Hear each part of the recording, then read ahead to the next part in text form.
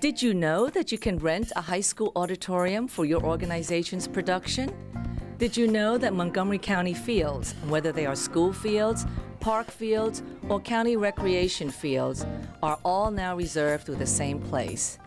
Did you know that the new Civic Building in Silver Spring has a beautiful room that fits 750 people, and you could even get married there? Stay tuned for all the news you can use about the community use of public facilities.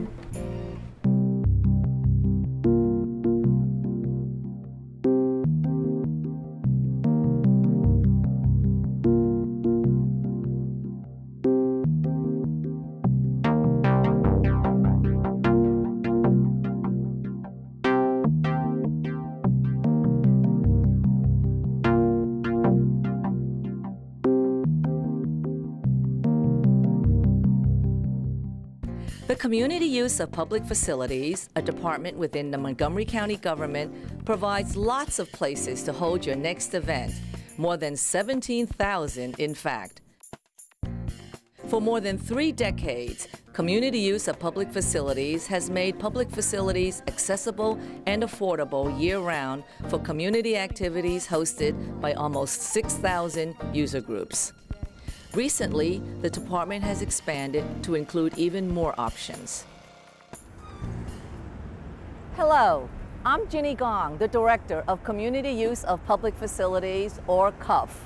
I'm standing in front of our headquarters in Rockville. Today, we'll learn about all the options we have for you to rent, as well as visit some of our facilities. And we'll answer the common questions we get regarding rules and regulations, like, do I have to pay up front for all the space that's reserved?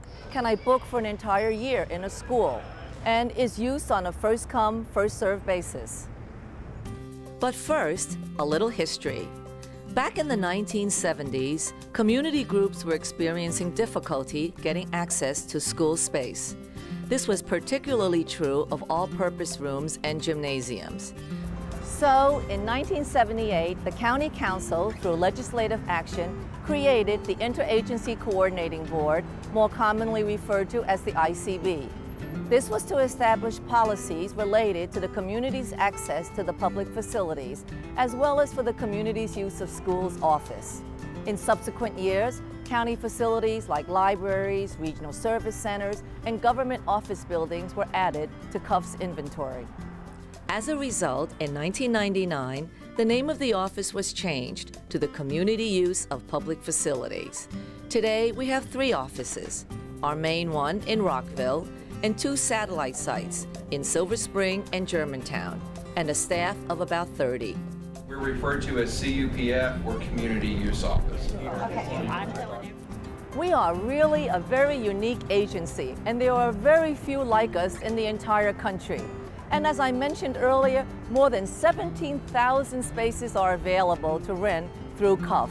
They include, in our public schools, classrooms, gyms, auditoriums, media centers, cafeterias, and all-purpose rooms. In our government buildings, we have rooms in the council office building and the executive office building in Rockville, libraries throughout the county, regional centers, the Clarksburg Cottage, and our newest offering, the Silver Spring Civic Building at Veterans Plaza. And let's not forget all the school, park, and county-owned fields. Those are all available for permitting as well through our office. So let's go find out how to book a rental. It's got all the information that he needs. My name is Ron Maxon. I'm the team leader for indoor use of school facilities. And/or kitchen. If someone wanted to use a gym, the first thing they would have to do would be to take a required user training class, which is held for about 2 hours weekly. They just have to come once. Once they take that, they can submit their request and full payment up front. Give us about 7 to 10 days normally to give them some kind of an answer or give options. If it is a busy time of the year where we have a submission window, during that time frame, the expected turnaround is about six weeks roughly to receive a response. Ordinarily, though, we could do 7 to 10 days if it was not during that time frame. When I refer to the term windows, they are submission windows that we have twice a year that we allow people to turn in their requests so that we can work around the school schedule and take time to process them after we know what the school's needs are. Those are done between July 15th and August 1st, and then again we open the submission window period from January 15th through February 1st. It sometimes takes 6 to 8 weeks to process those requests, and then we give answers out as they are available. And do we have a place for them? Yeah. Well, do we? There is a priority for user groups when they submit their requests, especially during the windows. We first go with the school activities. After that would be childcare that has already been put into that school. They have the next priority. After that would be PTA. Then we look at government administrative bodies and other government agencies such as Rec Department. And then we would look at other nonprofit groups, which are the majority of our users, approximately 95 to 98% of the groups. After the nonprofit groups, we would then look at businesses, commercial groups, and then out-of-county groups that we're trying to use space in Montgomery County. Businesses are allowed to use the public facilities. Generally, something such as an SAT prep class or a driving school is normally one of the users that we take into a school. And if I were to do it, I would use a school because of the fact that it's much less expensive than renting commercial space. Staff costs would be included in the fees on weekends. Weekdays, we already have staff there, so it is not required that they come in. And on weekends, they would clean up after the group leaves. They would arrive actually 30 minutes ahead of the group to make sure that the lights were on and that the equipment was available and the alarms turned off and things of that nature. We've talked about the regular user groups that come in and use something every week or just come in and use a classroom or an all-purpose room, but we also do very large special events in our auditoriums. We're here at Springbrook High School Auditorium, and joining me is CJ Overly, the business administrator from Gaithersburg High School, to provide a county-wide perspective on community use and its impact inside a school. So CJ, in your position, what is your role? Well, my role at the high school is really to oversee 3 areas: the facility, the finances, and the food services of the high school. Now, if I were a user and I wanted to rent the auditorium for a concert, what would be the process? Well, you would contact the ICB scheduler for that particular school, and they would help you to find some dates that work with your program. And then they would contact me at the school to let me know what you need as the user. Okay, so does lighting, sound equipment, is all of that included with the fee? The lighting and sound is included. Most auditoriums are equipped with the house lights, as you see here, right, and a sound system. And we have a media services technician at the high school who will be there to run that equipment for you, provide you with the sound and the lighting. What kind of users would use auditoriums like this? An auditorium would be used by a variety of groups. Religious services are held here, award ceremonies. We also have a number of cultural events and performances that we host throughout the year. What are the considerations that go into play when we're looking at an activity that's going to be held here? Well, there are a variety of considerations: the size of the group, the time of day and the day of the week that the event's held. Why, for example, weekends? Well, for example, weekends are more expensive to rent than on the weekdays. There's a higher demand, and generally weekend events do require staff to be brought in. While we're on the topic of staff, larger events tend to require more staff: security staff, to clean the building after the event, and staff to run the auditorium or the kitchen if you're using those services. Now, what if there's damage? Well, the first thing that we would do at the school is to contact our scheduler and let them know what damage occurred and when. They would then contact a user group, and between the 3 parties we would rectify the situation. I understand the most frequently requested space in a high school are the gymnasiums, in fact, in any school. In a high school, the gyms are available for community use during the week after 7 p.m., on Saturdays after 1 p.m., and all days on Sundays. Basketball season or the winter sports season, there are more restrictions on the time because of the number of indoor athletics that the schools are hosting. Well, school gymnasiums are in very high demand, particularly at the high school level. However, in some areas of the counties, it's in less demand than others. Some of the more remote areas of the county have more availability, but generally speaking, there is more demand for gym space than can be accommodated. Right, especially during basketball season, where the school's using it. Absolutely. Rec department is using it for their programs. Yeah, absolutely. Basketball season, the winter sports, which now is including more and more sports, volleyball, indoor field hockey, sports of that nature are increasing the demand for indoor time. And you know, just to add to that, I understand sometimes when the schools have their gymnastics programs, the equipment, you know, is right there in the gym and it's there for a few weeks, which makes it very difficult for users to get in. In fact, that's one of the reasons why many of our gym users prefer to be in a middle school, because the chances of, you know, they're getting a middle school is greater, and there aren't the official school teams that are actually using the space as well. That's correct. At the middle school, the athletic programs are smaller, and so conflicts arise less often. Right. I know there's another facility in a high school, aside from all the classrooms, is the cafeteria. Yes. You know, what kind of users would use that facility? That facility would be used by groups that need a little bit more space than you can get in an auditorium, since the auditorium is mostly for seated events. Right. If you want to have a reception, if you want to have any food at all as part of your event, then the cafeteria is the space that you want to use. Because we don't allow food in the auditorium so that we can keep it clean and usable for future groups. I know we've had actually small businesses renting our school facilities, you know, holding a plenary session in the auditorium, breaking out into classrooms, and then having a reception in the cafeteria, all in the same school. To end our conversation, since you're right here on the front line dealing with the issues on a day-to-day basis, what are some of the things that, you know, you want our users to know that would make your job easier? Well, the first thing I'd like the users to know is that the process starts at the community use office. They should contact them first to get the ball rolling for their event. Secondly, I'd like them to know to please leave the facilities in the condition that they find it. You know, we are a school and we have students here, and we need to make sure that the facility is ready for those students after a group has used the space. And finally, I would ask that the groups stick to the terms of their permit in terms of start times and end times, and the types of activities that they say that they're going to host, that's what they have.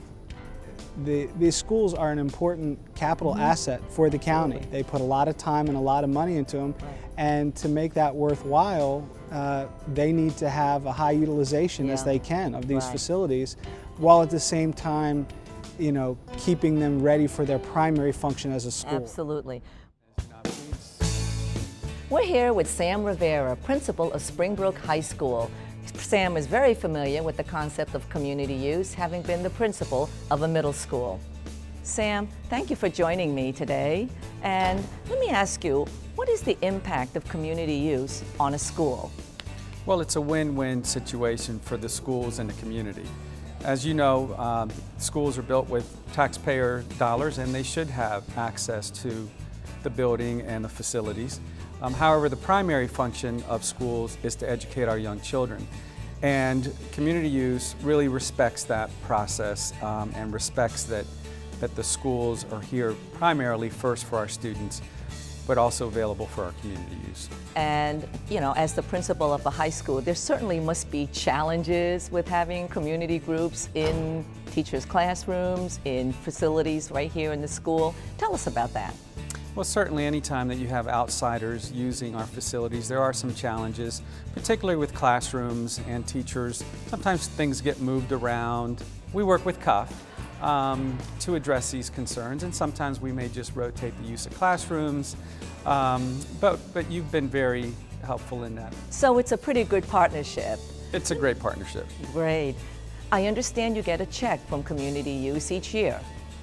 Yes, we look forward to receiving this check every year at the end of the year for the hours that the community used our facility, and we use this money to address facility needs, whether it's to replace a stage curtain or to replace floor mats or repair furniture or any kind of equipment that might need some repairs or replacement. We use the monies for those purposes. And I guess the stipulation is as long as it's something that benefits the community, it's okay. Absolutely. Okay. So Jenny, thank you again for coming. As you can see, we're getting ready for class, and so thank you for your time. Thanks, Sam, for joining us. Last year, our department took over the permitting of all fields, not only public school fields, but those that used to be booked through the Parks Department. Here's one of our field schedulers to explain how it all works. My name is Mark Geibig. I'm the team leader for the field scheduling team at Community Use. Bethesda Elementary School, Saturday, 1 p.m. The types of activities that groups use the field for are various kinds of sports, traditional sports such as baseball, lacrosse, football, soccer. Those are the main uses. The fields are also used for special events. Many organizations want to use the fields to host benefits, community events, things of that nature. Well, the process to get a field has been streamlined recently.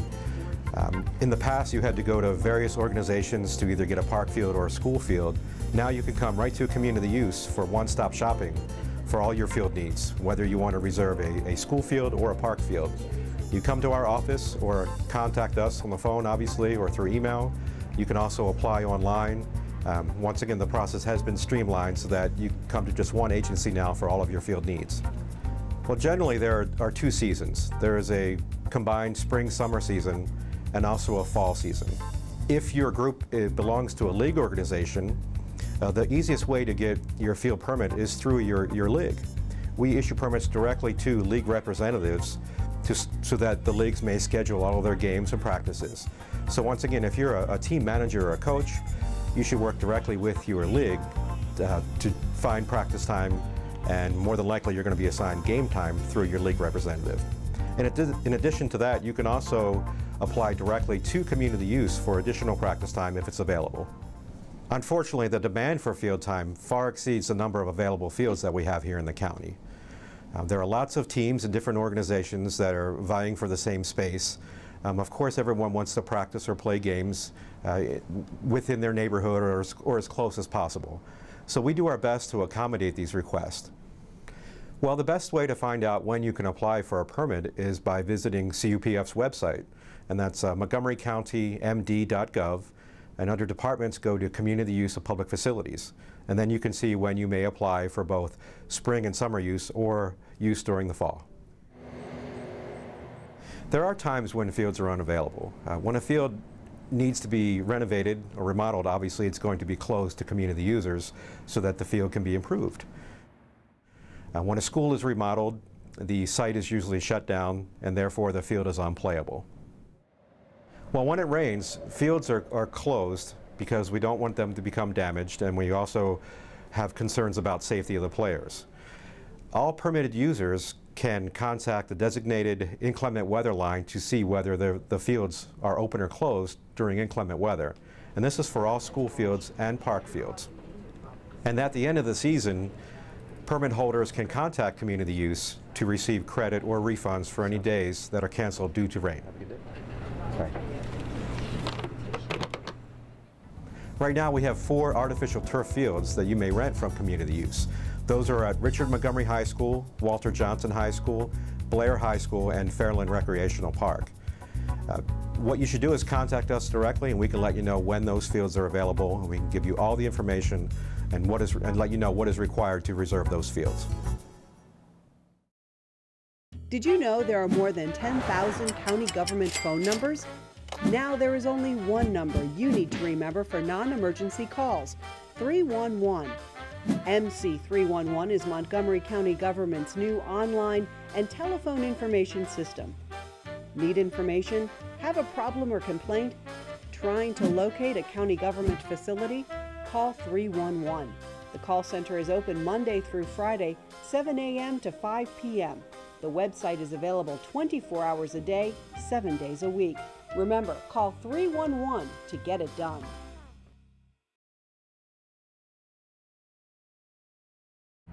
So who typically rents from us? It's everybody from a Boy Scout group to a daycare center, a civic association to a model airplane club, a church group to summer campers, a sports team to a local charity fundraiser.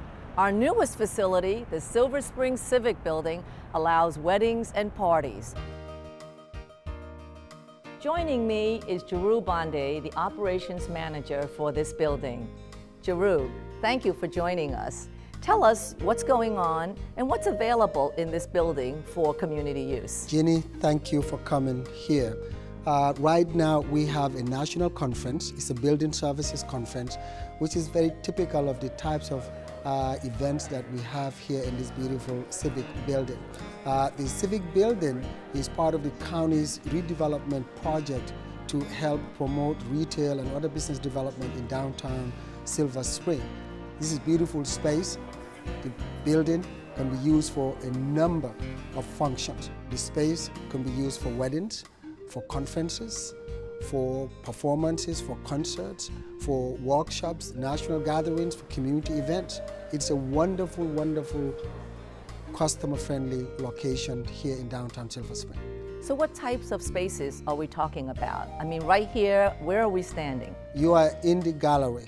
In collaboration with the Arts and Humanities Council, we have artwork done by our local artists on display and available for the communities to view on a daily basis when the building is open. The same room is also available to be part of the rental packet, along with a number of other rooms.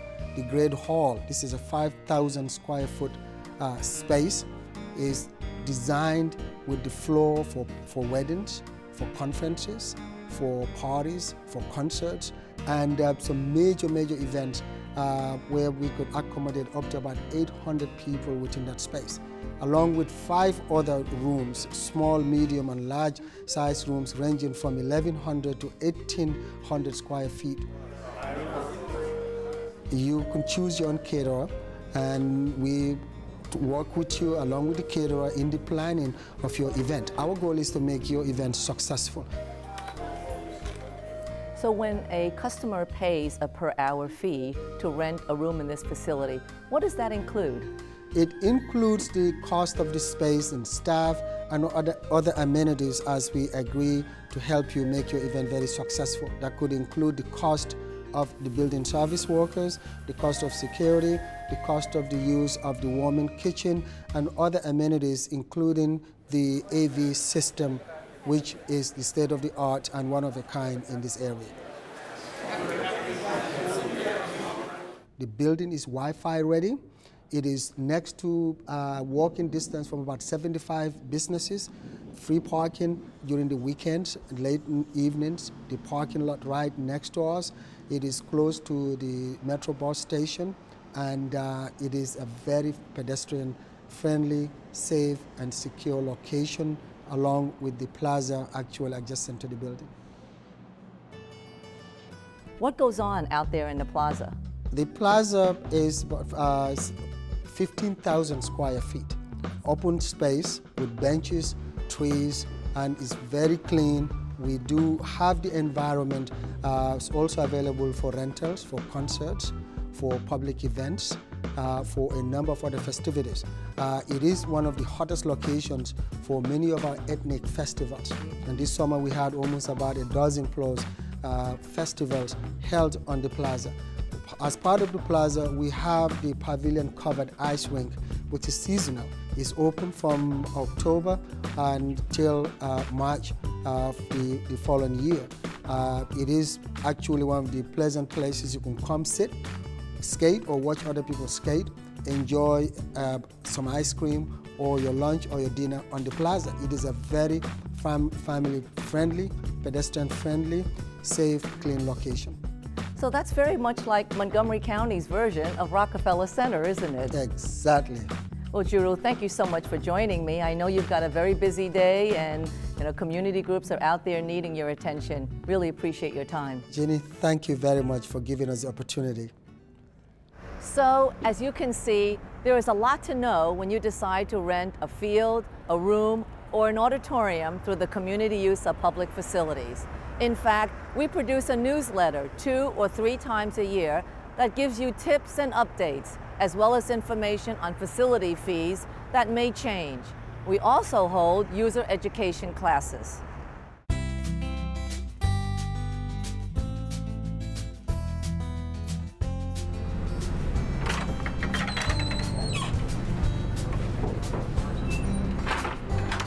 Okay, we're here on location at our Rockville office where we've got our weekly mandatory user trainings. These trainings are held every Wednesday morning at 9 o'clock sharp for about an hour and a half, and users are walked through the process of how to apply. We make sure we know who's using our facilities, and we actually show a video of the process that they are to follow. These trainings are also offered on evenings about 4 times a year.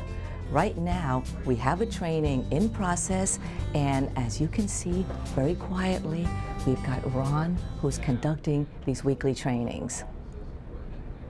This gives you a quick overview of our agency. Absolute goal is to maximize use of public facilities for community events. In a school, when you go in and you talk to staff, they're going to refer to us as the ICB. Do not use the field if any hazardous conditions exist. If you call us, expect that we will do everything possible to fix your problem. If you don't call us, please don't be mad that we didn't fix your problem that we didn't know about, okay? If you had a space last year, and do you have priority for that same space the next year? We're going to talk about that. Okay. Yes. About 70% of all the fees that we collect go right into the school system's operating expenses. Stu, what did you learn from this session? There wasn't anything that really surprised me because my son's played on a basketball team for several years, and so we've been in the facilities. But there were a couple of things that I didn't know about with advertising and certain wordings that you have to put on advertising. Also the closures, like when it's not necessarily a community use closure, but it's a school closure. So those things were very interesting. It was very informative. We're a new group coming to use a school, so the do's and don'ts were very helpful to us. So it was very informative. And what kind of a group are you? We're a nonprofit organization. We do Thanksgiving basket drives, toy drives, back to school supplies, and mentoring for boys and girls. One of the questions that's more frequently asked is, what do you do in inclement weather? How does a user know whether or not the facility is open for their use? Well, let me tell you that that decision to close facilities ends up being mine and mine alone. And I will tell you, in the winters, I don't sleep, okay? But in case of inclement weather, we do make a decision, and we usually make it that morning of the weekend. And we make sure we get that message out to all of our users through email, our website, MCPS's website, county website. You can call the county's information, 311. Or you can sign up for our personal email messages. We'll send you a message that tells you whether a particular facility is open or closed. Related to rainouts on fields, you can always check our website, and we will link you to Park and Planning's website. They actually make those decisions, and we go along with them. To find out when the next user education class will be held, please check our website for the times or call our office. Our website is also where we handle 60% of our customers through online requests. But you can also mail your requests in or come into one of our 3 locations. We'll be happy to walk you through the process. Another great feature of the website is the virtual walkthroughs. In fact, most of our high school facilities are available to see in this manner. Okay, so that's it. Thanks so much for coming on the tour with me. And I hope you find what you are looking for here at the Community Use of Public Facilities.